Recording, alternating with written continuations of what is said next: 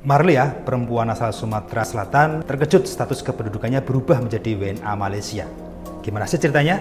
Marlia, warga Lubuk Linggau, Sumatera Selatan, tiba-tiba menjadi warga negara Malaysia meskipun dirinya tidak pernah ke luar negeri. Kejadian ini diketahui pertama kali oleh Inayah, anak dari Marlia, yang waktu itu ingin membuat NPWP, tapi tak berhasil karena datanya tak kunjung sinkron. Inayah lalu pergi ke Capil dengan niat untuk memperbaiki datanya. Lalu saat diperiksa kantor Disduk Capil, ternyata data Inayah dan ibunya sudah terpisah. Marlia tidak lagi terdaftar sebagai warga negara Indonesia. Inayah mengaku sangat terkejut dan heran karena ibunya tidak pernah pergi ke luar negeri, apalagi bekerja sebagai TKW. Lalu setelah ditelusuri, ternyata ada orang yang pindah warga negara memakai nama dan tanggal lahir sama persis dengan Marlia. Kok bisa ya? Data resmi menunjukkan bahwa dia telah menjadi warga negara Malaysia selama 2 tahun. Saat dikonfirmasi, Kepala Dinas Kependudukan dan Catatan Sipil Kota Lubuk Linggau, Muhammad Iqbal, menjelaskan bahwa kasus ini bermula pada Desember tahun 2022 yang lalu.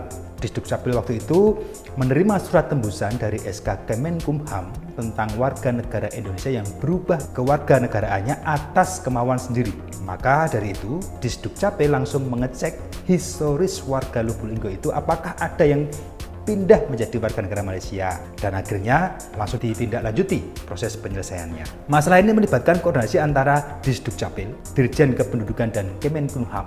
Meskipun sudah dilakukan upaya penyelesaian, status kewarganegaraan Marlia masih harus menunggu keputusan resmi dari otoritas yang berwenang, menurut Iqbal.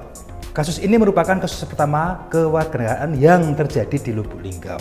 Karena itu, pihaknya hanya menindaklanjuti dan tidak menyelidiki investigasi. Inayah menceritakan akibat kejadian ini, pihaknya menjadi banyak mengalami kerugian, antara lain saat mengurus surat-surat atau berkas-berkas penting. Semoga Marlia segera mendapat kejelasan tentang statusnya dan masalah ini diselesaikan dengan baik.